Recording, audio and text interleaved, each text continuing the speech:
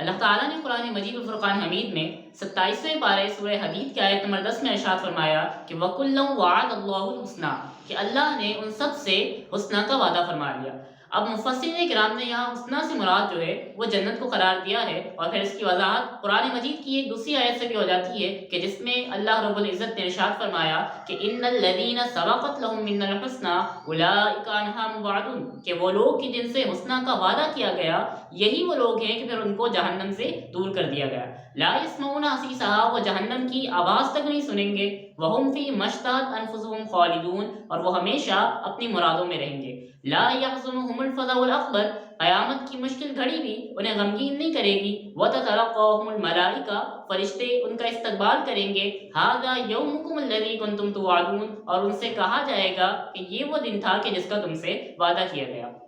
اب سب سے پہلے یہ سمجھ لیں کہ صحابی کہتے کسے ہیں، تو یاد رکھیں صحابی ہونے کے لیے دو باتیں شرط ہیں۔ ایک یہ کہ اس نے ایمان کی حالت میں رسول اللہ صلی اللہ علیہ وآلہ وسلم کو دیکھا ہو، اور دوسرا یہ کہ پھر ایمان ہی کی حالت میں وہ دنیا سے بھی گیا ہو۔ اس طرح صحابہ کرام کی جو کل تعداد بنتی ہے وہ 1,24,000 ہے، اور سیم یہی تعداد کم و بیش انبیاء کرام علیہ السلام کی بھی ہے۔ پھر جس طرح انبیاء کرام کے مختلف درجات ہیں، اسی طرح صحابہ کرام میں بھی مختلف درجات ہیں۔ انبیاء کرام کے بارے میں اللہ تعالیٰ نے قرآن مجید و فرقان حمید میں تیسرے پارے کی ابتدا میں فرمایا کہ تلک الرسول فضلنا بعضهم علی بعض، کہ ہم نے اپنے رسولوں میں بعض کو بعض پر فضیلت دی۔ منہم من کلم اللہ ورفع بعضهم درجات، بعض سے ہم نے کلام فرمایا اور بعض کے درجات کو ہم نے بلند فرمایا۔ اسی طرح صحابہ کرام کے بارے میں قرآن مجید میں ارشاد فرمایا کہ لا یستوی منکم من انفق من قبل الفتح وقاتل اولئک اعظم درجۃ من الذین انفقوا من بعد وقاتلوا، کہ تم میں سے وہ لوگ جو فتح مکہ سے پہلے ایمان لائے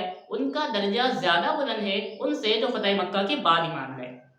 پھر جس طرح فرشتوں میں 4 سردار ہیں جن میں حضرت جبریل علیہ السلام ہیں، حضرت میکائیل ہیں، حضرت اسرافیل ہیں، حضرت اسرائیل ہیں۔ اسی طرح اگر انبیاء کرام کو دیکھیں تو ان میں حضرت موسیٰ کلیم اللہ ہے، حضرت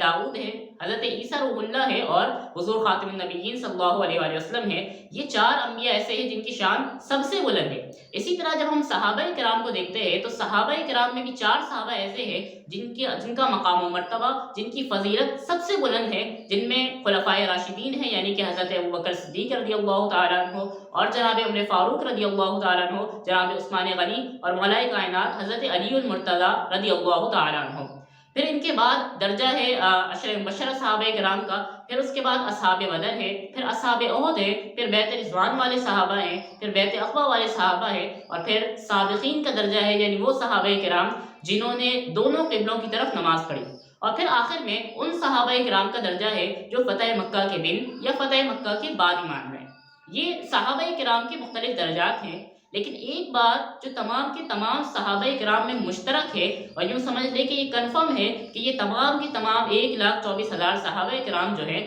وہ جنتی ہیں۔ پھر ہم انہیں چاہے جانتے ہوں یا نہ جانتے ہوں، وہ ان سب کا احترام ہم پر لازم ہے۔ پھر وہ جناب صدیق اکبر رضی اللہ تعالیٰ عنہ ہو، یا وہ جناب ابو سفیان ہو، وہ حضرت عمر فاروق رضی اللہ تعالیٰ عنہ ہو، یا حضرت وحشی ہو، وہ حضرت عثمان غنی ہو، یا حضرت ہندہ ہو، وہ حضرت علی المرتضیٰ ہو، یا حضرت امیر معاویہ رضی اللہ تعالیٰ عنہ۔ کے درجات مختلف ہو سکتے ہیں، ان میں سے بعض سے افضل ضرور ہیں، لیکن مقام صحابیت میں یہ تمام صحابہ کرام جو ہے وہ برابر ہیں، لہذا ان کا احترام ہم پر لازم ہے، ان کی تعظیم و توقیر ہم پر واجب ہے، اور جو کوئی ان پر لعن طعن کرتا ہے تو ایسا شخص جو ہے وہ فاسق ہے اور فاجر ہے۔